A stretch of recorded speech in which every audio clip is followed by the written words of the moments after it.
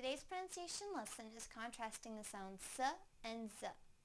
First, I will use each sound in a word.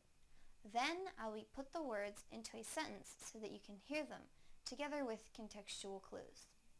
Please listen closely to the differences in the sounds.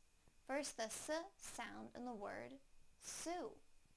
Sue, sue. Now the z sound in the word zoo. Zoo, zoo.